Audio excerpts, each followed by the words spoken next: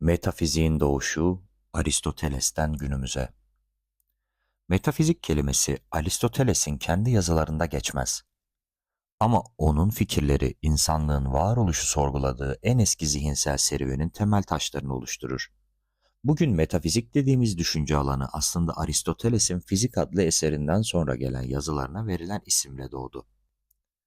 Bu eserler doğrudan doğa olaylarını değil, varlığın özünü sorguluyordu. Bu yüzden ona metafizika, yani fizikten sonra gelen dendi.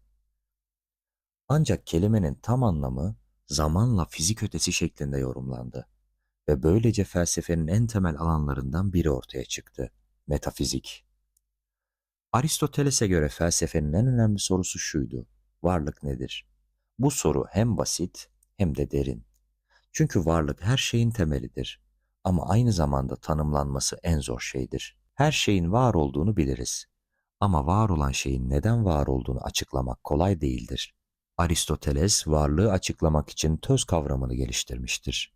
Töz bir şeyin özüdür. Bir şeyin değişse bile değişmeyen, o şeyi o yapan şeydir. Mesela bir masa kırılabilir, boyanabilir, parçalanabilir ama onu masa yapan öz, tözdür. Bu düşünce metafiziğin merkezine yerleşti. Töz özü belirler, öz varlığın kimliğidir ve bu öz duyularla değil, akılla kavranır. Yani metafizik sadece görerek değil, düşünerek anlaşılır. Aristoteles aynı zamanda dört neden kuramını ortaya koymuştur: maddi neden, formal neden, fail neden ve ereksel neden. Bir heykelin neden var olduğunu anlamak için hangi maddeden yapıldığını, hangi forma sahip olduğunu, onu kimin yaptığını ve ne amaçla yapıldığını bilmemiz gerekir. Bu dört neden anlayışı yüzyıllar boyunca metafizik düşüncenin temel çerçevesini oluşturmuştur. İslam filozofları, Hristiyan düşünürleri ve Ortaçağ düşünce sistemleri bu kuramı benimsemiştir. Özellikle Farabi, İbn Sina ve İbn Rüşd, Aristoteles metafiziğini İslami düşünceyle birleştirmiştir ve Batı dünyası bu fikirleri Endülüs üzerinden tanımıştır. Sonra sahneye büyük bir figür çıkar: Thomas Aquinas. O, Hristiyan inancı ile Aristoteles'in fikirlerini harmanlayan kişidir. Tanrı'nın varlığını metafiziksel yollarla açıklamaya çalışmıştır. Varlığın bir nedeni olduğunu ve bu nedenin zorunlu bir varlık, yani Tanrı olduğunu savunmuştur. Ama zaman değişti. Skolastik düşünce yerini sorgulayıcı bir akla bıraktı ve o akıl sahneye Immanuel Kant ile döndü. Kant'a göre metafizik sınırlarını aşmamalıydı. İnsan aklı yalnızca deneyimlenebilir olanla sınırlıydı. Biz şeyin kendisini bilemezdik. Sadece zihnimizin süzgecinden geçen görünüşleri anlayabilirdik. Bu devrim niteliğindeydi. Çünkü Kant metafiziği sınırlandırıyor ama aynı zamanda onu kurtarıyordu. Ona göre metafizik hala değerliydi ama sadece aklın iç sınırlarında kalırsa. Ardından gelen düşünürler Kant'ın izini sürdü. Kimileri onu eleştirdi, kimileri daha da ileri götürdü.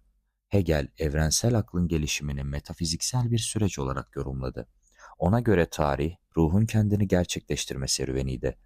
Gerçeklik, diyalektik bir ilerlemeyle ortaya çıkıyordu. Ve sonra Heidegger, belki de modern çağın en varlık odaklı filozofu.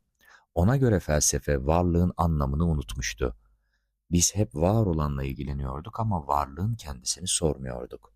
Heidegger bu unutulmuş soruyu yeniden sordu: varlık nedir?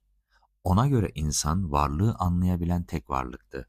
Ama ne yazık ki varlığın sessizliğine kulak tıkamıştık. Bu sessizlik postmodern düşünürlerle birlikte daha da büyüdü. Artık metafizik hem bir yolculuktu hem de bir şüpheydi. Kimileri onun sona erdiğini söyledi. Ama aslında metafizik her seferinde başka bir kılıkla geri döndü. Çünkü biz insanlar hep sorguladık, hep merak ettik. Hep şu soruya geri döndük: neden varız? İşte bu sorunun tarihi metafiziğin tarihidir. Aristoteles'le başlar ve henüz bitmemiştir.